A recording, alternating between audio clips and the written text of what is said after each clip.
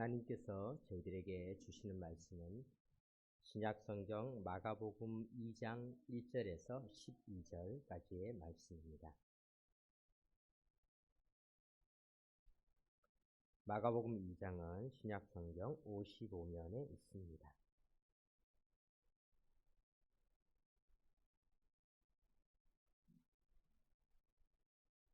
하나님의 말씀을 교독으로 봉독하겠습니다.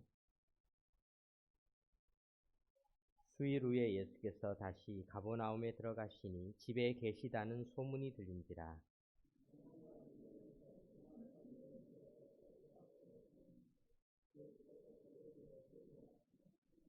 사람들이 한 중풍병자를 4사람에게 메워 가지고 예수께로 올세.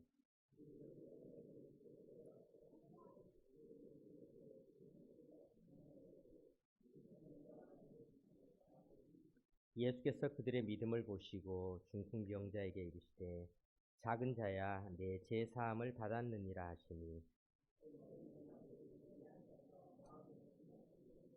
이 사람이 어찌 이렇게 말하는가 신성모독이로다. 오직 하나님 한 분 외에는 누가 능히 죄를 사하겠느냐.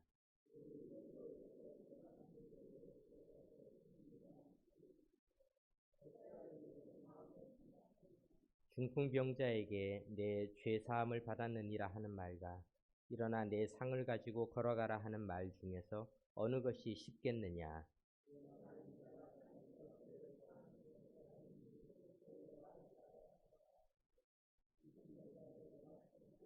내가 내게 이르노니 일어나 내 상을 가지고 집으로 가라 하시니 그가 일어나 곧 상을 가지고 모든 사람 앞에서 나가거늘 그들이 다 놀라 하나님께 영광을 돌리며 이르되 우리가 이런 일을 도무지 보지 못하였다 하더라.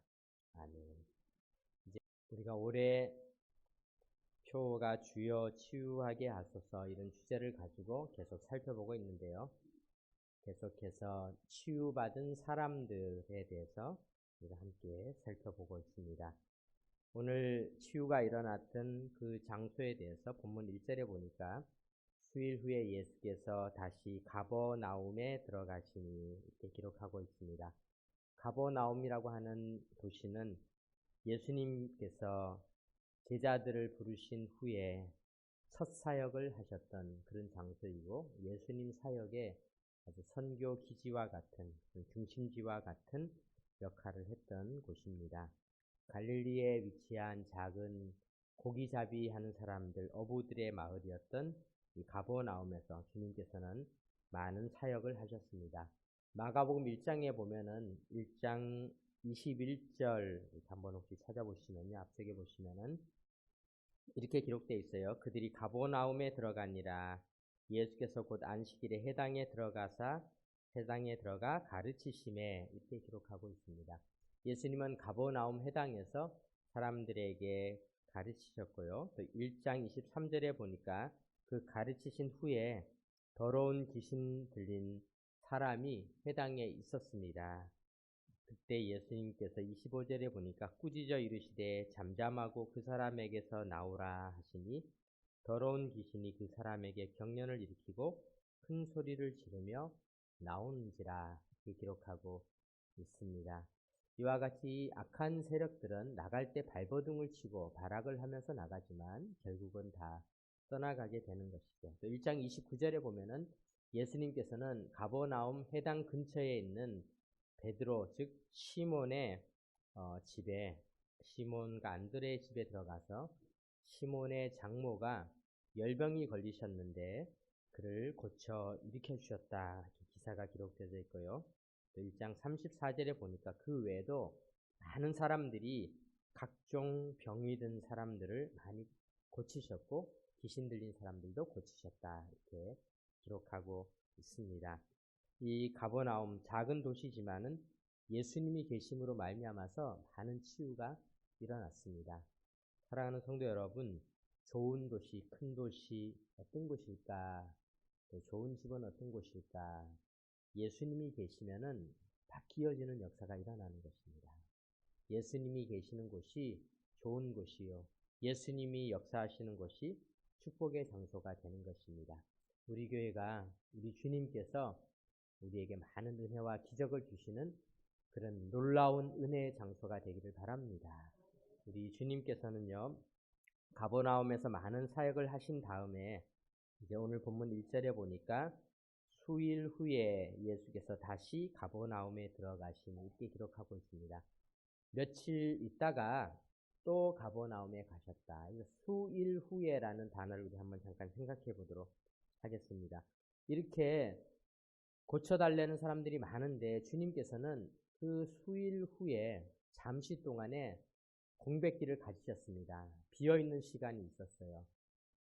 이 비어있는 시간, 이것은 이제 공백기라고도 할 수가 있지만 도대체 주님은 왜 이런 공백기를 가지셨을까? 마가복음 1장 35절에 보니까 예수님께서 이렇게 말씀하고 있습니다. 새벽 아직도 밝기 전에 예수께서 일어나 나가 한적한 곳으로 가사 거기서 기도하시더니, 또 45절에도 보면은 그러나 그 사람이 나가서 이 일을 많이 전파하여 널리 퍼지게 하니 그러므로 예수께서 다시는 드러나게 동네에 들어가지 못하시고 오직 바깥 한적한 곳에 계셨으나, 이렇게 기록하고 있습니다. 주님은 한적한 곳을 사역을 하시는 중간중간에 찾으셨습니다.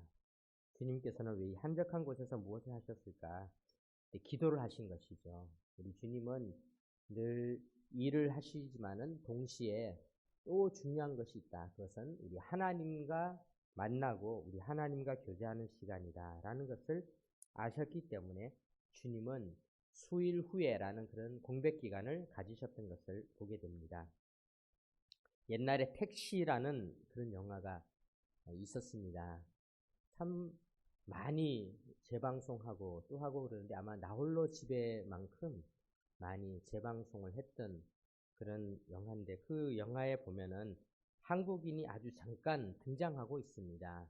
한국인이 어디에 등장하고 있냐면 그 택시를 몰고 있는데 다른 택시가 운전을 막 하는데 교대 시간이 되었습니다. 그러니까 그 한국인이 몰던 택시 기사가 문을 열고 나오니까 트렁크를 여니까 거기에 자고 있던 다른 택시 기사가 나와가지고 운전을 교대하고 택시를 또 모는 그런 장면이 나왔습니다.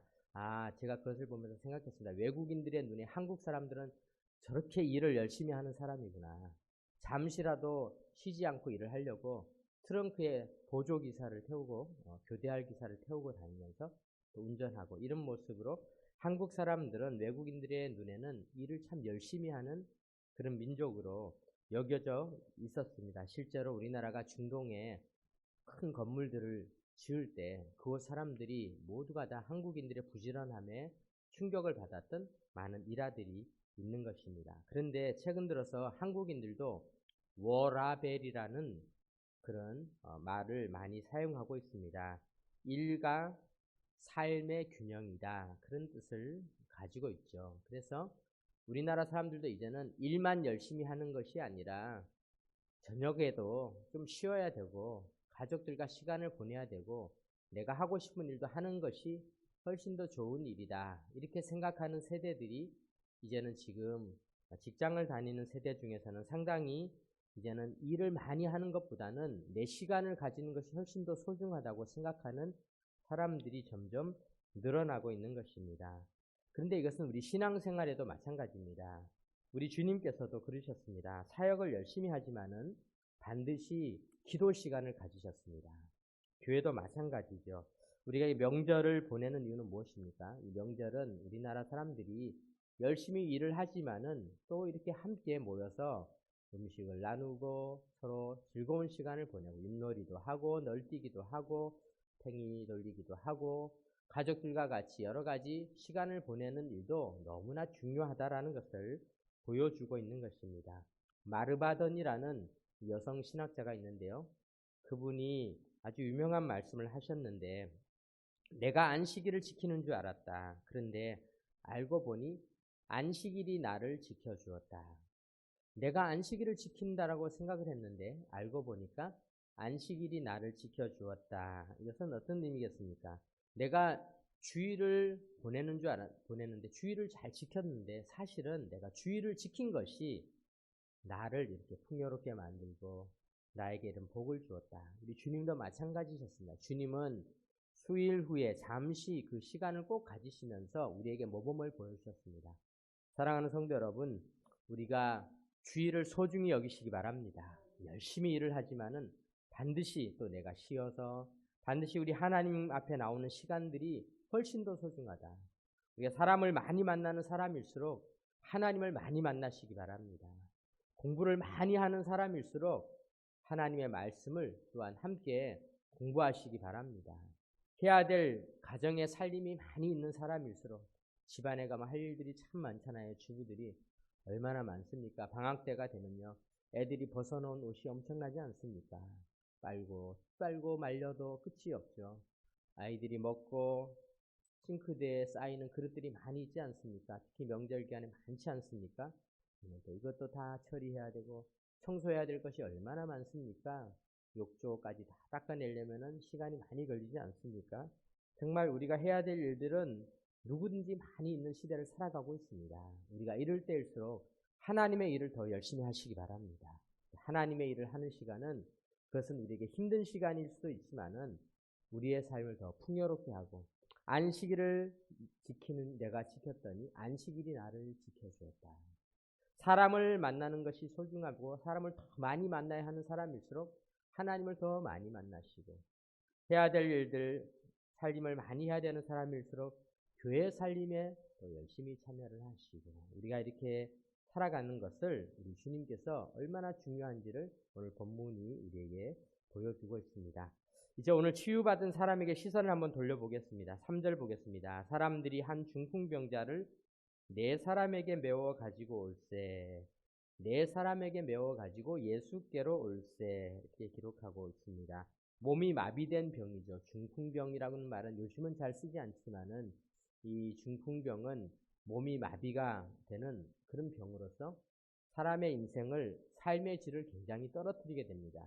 내 마음대로 말을 하지 못하고 마비가 되고 내 마음대로 다니지를 못하는 사람인데 이분은 특히 중풍병이 아주 심하게 걸린 것 같습니다. 왜냐하면은 스스로 가지를 못하기 때문에 다른 사람이 이 사람을 메워서 갖다 네 사람이 메웠다. 보통 중풍병에 걸려도 조금 마비가 적게 온 사람은 한 사람이 옆에서 이렇게 부축을 해주면 걸어 다닐 수가 있는데 이 사람은 한 사람으로도 부족해서 네 사람이 아마 이 들 것과 같은 것을 이렇게 들고 다니게 될 만큼 온몸이 마비가 된 그런 비참한 사람이구나라는 것을 알 수가 있습니다.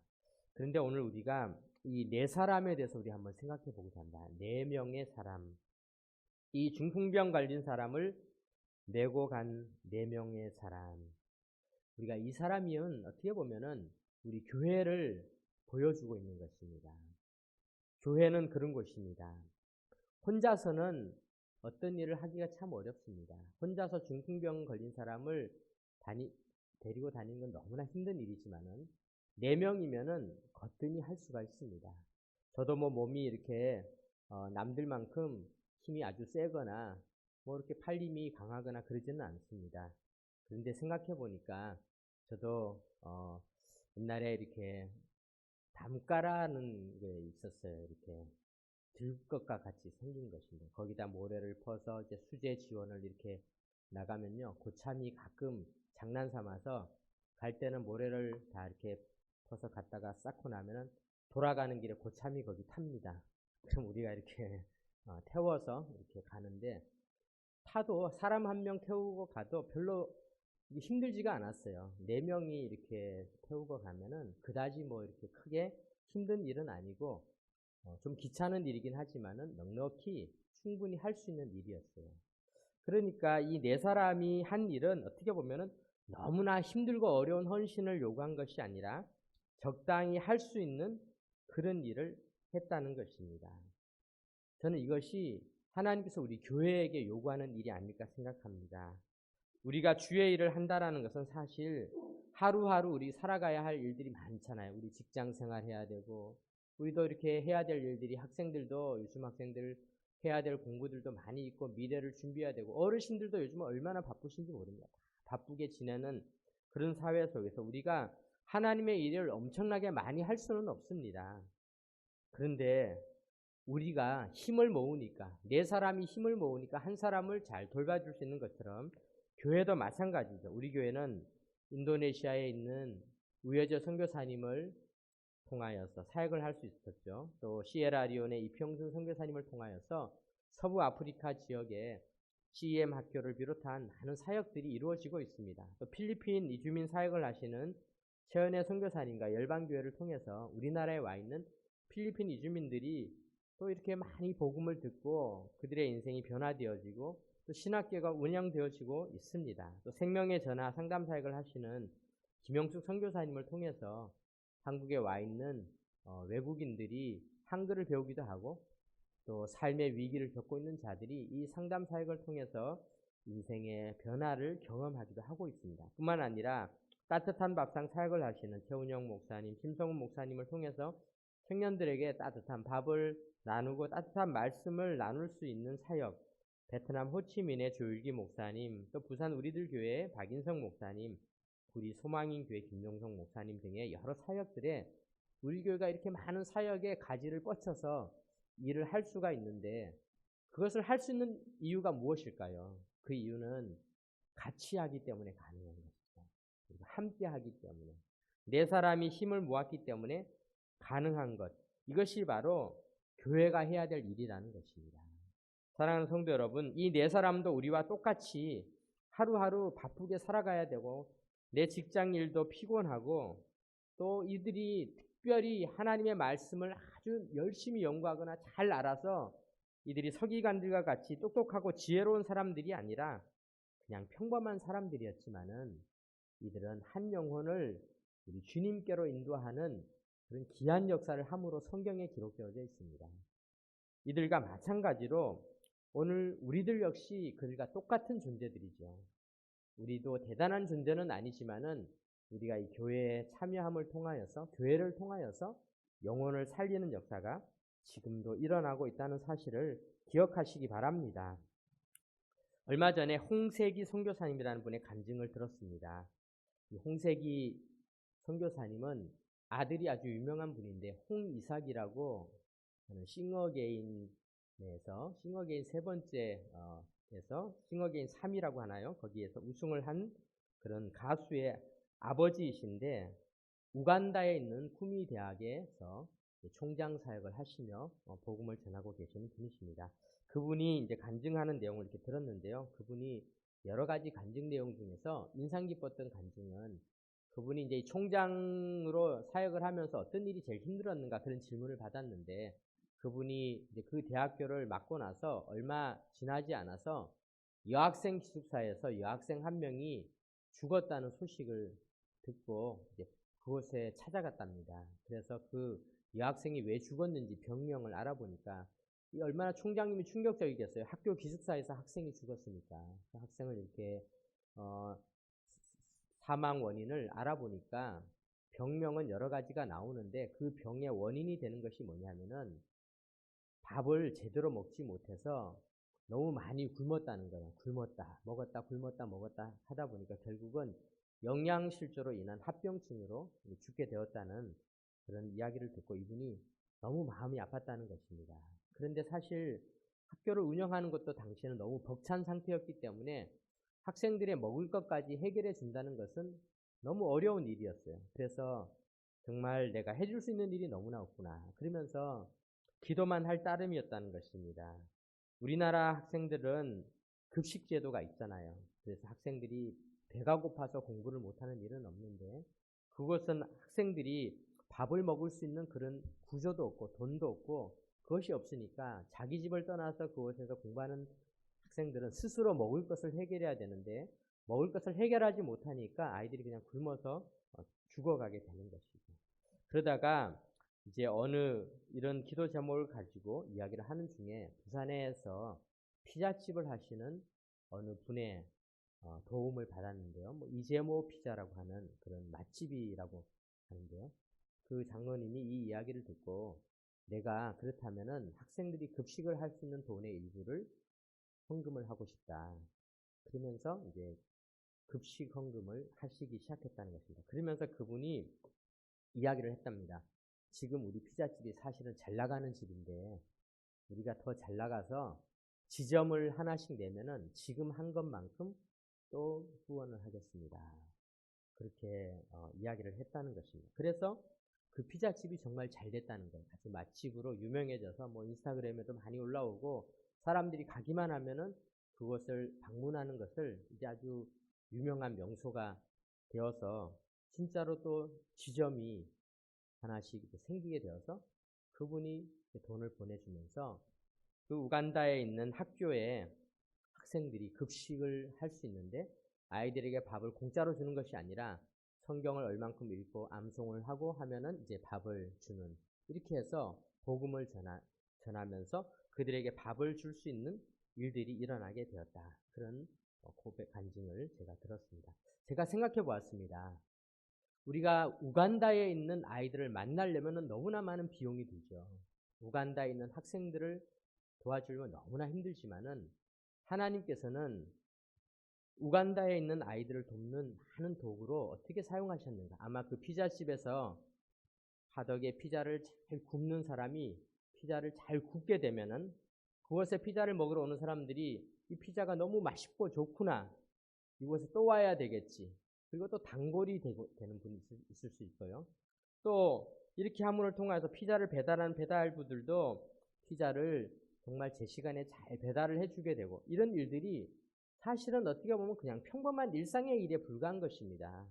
하나의 직업이라고 생각할 수 있는 일인데, 그런데 그 하나의 일상적인 일 속에서 놀랍게도 하나님은 저 멀리 아프리카에 있는 학생들이 주의 말씀을 암송하고 또 주의 말씀을 읽고 밥을 먹고 하나님의 일꾼으로 성장하는 그런 작은 촉매제와 같이 그런 일을 할 수 있는 선한 도구로 사용하시고 계시다라는 것, 이것이 얼마나 놀라운 기적이 아니겠습니까?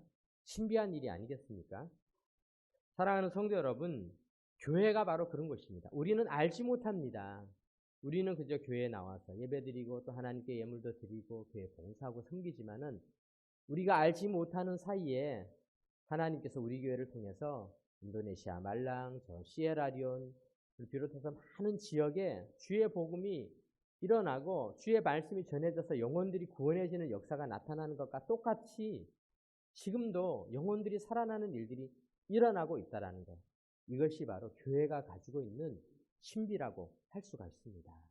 우리는 이미 이 네 사람과 어쩌면 똑같은 그런 일을 부분적으로 참석하고 우리가 그 일에 참여하고 있는 것입니다. 이 한 사람을 메고 주님께로 인도했던 네 사람과 같이 그들은 그저 자기들이 조금 더 건강했기 때문에 이 한 사람을 메고 갔을 뿐이지만은 하나님은 그들을 통하여서 영혼이 일어나고 살아나는 생명을 일으키는 사역을 일으켜 주셨다는 것입니다. 사랑하는 성도 여러분, 우리 교회가 52주년을 맞이했는데 우리 교회가 계속해서 이와 같은 사역을 잘 감당하는 교회가 되도록 우리 모두가 교회에 열심히 출석하고 우리 주의 교회 일에 적극적으로 참여하시고 우리 아름다운 교회를 이루어 나가시기 바랍니다. 우리가 하는 일들이 저 부산의 이재모 피자와 똑같이 우리가 하는 일상의 작은 일들 하나하나 속에서 하나님께서 함께 하신다면은 놀라운 신비로운 기적의 역사들이 일어나는 줄 믿으시기 바랍니다. 그런데 이 네 사람에게 장애물이 있었습니다. 오늘 본문 4절을 한번 보겠습니다. 4절에 보니까 이렇게 기록하고 있습니다. 무리들 때문에 예수께 데려갈 수 없으므로, 그들이 이 중풍병 걸린 사람을 메고 갔더니 벌써 문 앞에까지 사람들이 꽉 차서 무리들 때문에 예수님에게 데려갈 수 없었다 기록하고 있습니다. 이 무리들은 누구인가? 먼저 온 사람들이죠. 먼저 온 사람들. 이미 그 자리에 와서 이제 자리를 차지하고 있는 자들입니다. 기득권을 가진 자들이죠. 이들이 이미 자리를 다 차지하고 있는 것을 보게 됩니다. 요즘 젊은이들이 사회생활을 시작하면서 아픔을 많이 겪고 있습니다. 그러면서 뭐 꼰대라는 그런 표현을 쓰는데 저도 이런 말을 쓰기가 두려운 게 저도 어느새 남들이 꼰대로 볼 수 있는 그런 시기가 된 것 같아요. 그래서 조심하려고 하는데 그게 뭐 쉬운 일은 아니죠. 그런데 우리가 인생을 살아가면서 나도 모르게 내가 서 있는 이 자리가 다른 사람들이 들어오지 못하게 자리를 잡고 내 기득권을 유지함으로 말미암아서 다른 사람들이 들어오지 못하게 하는 그런 역할을 나도 모르게 할 때가 있는 것입니다.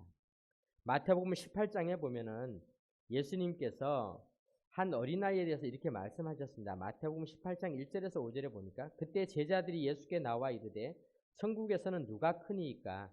예수께서 한 어린아이를 불러 그들 가운데 세우시고 이르시되 진실로 너희에게 이르노니 너희가 돌이켜 어린아이들과 같이 되지 아니하면 결단코 천국에 들어가지 못하리라. 그러므로 누구든지 이 어린아이와 같이 자기를 낮추는 사람이 천국에서 큰 자니라.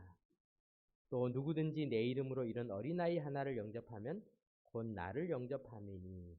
이 말씀을 하실 때는 마태복음 18장은 예수님께서 공생의 3년을 이제 거의 다 마치셨을 때입니다. 제자들도 처음 부름받아서 예수님과 같이 1년, 2년, 3년의 세월을 보내게 된 거죠. 우리 젊은이들이 이제 남자들은 군대를 가지 않습니까? 그럼 처음에 군대 갈 때 훈련소에 갔다가 신병 생활을 하면서 이등병이 되어서 몸을 다 경직되게 살아가다가 또 일병이 되었다, 상병이 되었다, 병장이 되었다가 이렇게 되어가는데 이때쯤 되면 제자들은 한 병장 말호봉 정도 되는 어떻게 보면은 아주 고참이 되었다. 자기들도 이제는 어느 정도 예수님과 벌써 우리가 3학년이 되었다. 우리 학생들도 그렇지 않습니까? 중3이 왜 무섭습니까? 내가 중1, 중2가 아니다. 나도 이제는 벌써 중3이 되었다. 그런 것 같이 이제는 어느 정도 나도 다 알고 있다. 이렇게 생각하고 있는 그때에 주님께서는 말씀하셨습니다. 너희가 다시 어린아이와 같이 되지 아니하면, 어린아이가 되지 아니하면은 안 된다. 교회는 어떻게 보면은요, 어린아이, 하나님의 어린아이와 같은 자들이 모이는 교회가 좋은 교회입니다.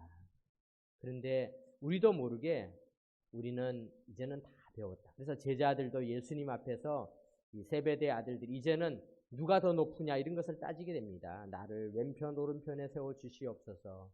제자들도 이러고 있을 때 예수님께서 말씀하신 것이죠. 이 어린아이와 같이 자기를 낮추어야 한다. 바로 그 사람들이 천국에서 큰 자이다 말씀하고 있는 것입니다. 사랑하는 성도 여러분, 교회는 나이가 들수록 어린아이들이 많아져야 됩니다. 물론 이제 우리 육신의 나이 말고요. 우리가 이제 설날을 보내면서 또 이렇게 한 살 먹어가고 있지만은 그러나 우리는 하나님 앞에서는 늘 어린아이로 살아가시기 바랍니다. 하나님, 저는 하나님의 어린 아들입니다. 주여 말씀하옵소서. 주의 말씀대로 하겠습니다. 이런 자세가 필요한 것이죠. 두 번째, 이들에게 어떤 장애물이 있었는가? 4절에 보니까 그 무리들 때문에 예수께 데려갈 수 없으므로 그 계신 곳에 지붕을 뜯어 이렇게 기록하고 있는데요. 그들이 이제 예수님을 만나러 가야 되는데 지붕이 덮여 있었어요. 당연한 것이죠. 주택은 지붕이 있어야 되는 것 아니겠습니까? 그런데 우리가 생각해 보겠습니다. 교회는 건물이 아닙니다. 한자로 교회라는 말은 가르칠 교 모일회. 우리가 이렇게 모임이라는 뜻이죠. 주의 말씀이 가르쳐지는 그런 곳이다. 그런 뜻이죠. 헬라어로는 에클레시아, 부름받은 사람들의 모임이다. 그런 뜻을 가지고 있습니다. 교회에서 건물은 중요합니다. 좋은 건물들을 갖춘 교회들을 보면은 부러울 때가 많이 있습니다. 저도 차를 타고 이렇게 가는 길에 우리 집 가까이 가다 보면 신내교회라고 하는 교회가 최근에 새롭게 지었는데요. 정말 교회를 멋있게 잘 지었는데 참 교회를 잘 지었다. 저 교회는 참 아름답게 잘 지었구나. 이런 생각을 하면서 부러울 때가 있습니다. 그런데 교회의 건물도 중요합니다. 그런데 사실 건물은 소모품입니다. 더 중요한 것은 영혼인 것이죠. 필요하면은 지붕을 뜯어야 합니다. 건물을 훼손해야 되는 거예요. 건물을 뜯어서라도 예수님을 만날 수 있도록 해야 되는 것입니다. 오늘 이 집의 지붕은 예수님을 만나지 못하도록 가로막고 있었습니다. 그러자 이들은 지붕을 뜯어버렸습니다. 그리고는 이 사람을 달아내서 우리 예수님을 만나게 했는데 예수님께서는 그들을 나무라지 않으셨습니다. 야, 너희들 왜 남의 집 지붕을 다 뜯어내냐 이렇게 말씀하지 않으시고요. 예수님께서는 오히려 그들의 믿음을 보시고 믿음이라고 말씀하셨습니다. 야, 너희들 참 믿음이 있구나. 건물을 훼손했지만은 주님께서는 그것이야말로 교회가 해야 될 일이다. 교회는 영혼을 구원하기 위해서 모든 것들을 다 희생할 수가 있습니다. 52년 된 우리 교회를 우리가 다시 한번 돌아봅니다. 우리 교회는 52세입니다. 세상 사람들은 이 50대 정도 되는 직장에서 52세 정도 되시는 분들은 이제 어느 정도 꼰대로 불리기에 적당한 그런 나이가 되었습니다. 그렇지만 우리는 더욱더 어린아이와 같은 교회가 되시기 바랍니다. 우리 하나님 앞에 우리가 더 낮아지고 겸손하고 어린아이와 같이 내가 그동안 살아왔던 내 방식, 내 기득권, 내가 가졌던 것들은 다 내려놓고 우리 주님이 원하시는 길을 걸어가는 그런 교회가 될 때 우리 하나님은 이들을 통하여서 영혼을 구원하는 귀한 역사를 이루실 줄 믿으시기 바랍니다. 때로는 우리는 건물이 훼손되더라도 영혼을 살리는 일이 훨씬 더 중요합니다. 건물보다 중요한 것이 영혼입니다. 건물은 얼마든지 다시 지을 수가 있습니다. 건물은 얼마든지 우리 하나님께서 조금만 우리에게 은혜를 주시면 다시 지을 수 있는 것이 건물입니다. 사랑하는 성도 여러분, 오늘 말씀을 마무리 짓겠습니다. 한 중풍병자를 데리고 온 사람들, 그들의 역할은 사실 그렇게 영적인 것 같아 보이진 않았습니다. 4명을 메워 가지고 오는 것, 와서 지붕을 뜯어서 주님에게 인도하는 것 뿐이었습니다. 그런데 그것이 영혼을 살리는 일이었습니다. 영적이고 신비로운 교회의 중요한 사역이 무엇일까? 우리는 교회가 해야 될 중요한 사역을 생각하면은 뭔가 내가 성경 지식도 많이 알아야 되고 또 내가 정말 하나님께서 훨씬 더 어떤 헌신을 해야 되겠다고 생각하지만은 그러나 하나님은 그저 그들이 할 수 있는 그 일들, 한 영혼을 데리고 오기 위해서 힘을 모았던 그 일들을 통하여서 신비로운 하나님의 역사를 이루어 주셨습니다. 우리 교회가 그동안에 신비로운 일들을 이루어 갔던 것처럼 또 저 멀리 우간다에 있는 영혼들이 한국에 있는 사람의 그저 피자를 굽고 피자를 사 먹고 또 피자를 배달하고 이런 일들이 영혼을 살리는 그런 일이 되어진 것처럼 하나님은 지금도 그렇게 신비롭게 역사하십니다. 내가 그냥 일상의 삶에 직장생활 하면서 그러면서 주의전에 나와서 예배드리고 교회 일에 참여하고 이런 일들이 하나님 손에 잡혀 있다면 하나님은 얼마든지 놀라운 신비로운 역할로 만들어주시는 분이심을 믿고 우리 교회가 이와 같은 귀한 사명을 잘 감당하는 그런 교회가 되기를 주님의 이름으로 축원합니다. 아멘. 기도드리겠습니다. 하나님 아버지 감사드립니다. 오늘도 저희들이 주의 전에 이 명절 기간에 나와서 우리가 함께 모여 예배드리고 우리 하나님을 섬기며 예물을 드리며 교회 일에 참여할 때 이 모든 일들이 하나님의 손길로 말미암아서 신비롭고 놀라운 생명을 살리는 귀한 역사가 되게 하여 주옵소서. 아버지 하나님, 우리의 삶의 자리자리에 오늘도 우리 하나님께서 주인 되어 주심을 다시 한번 감사드리며 우리 주 예수 그리스도의 이름으로 기도드립니다. 아멘.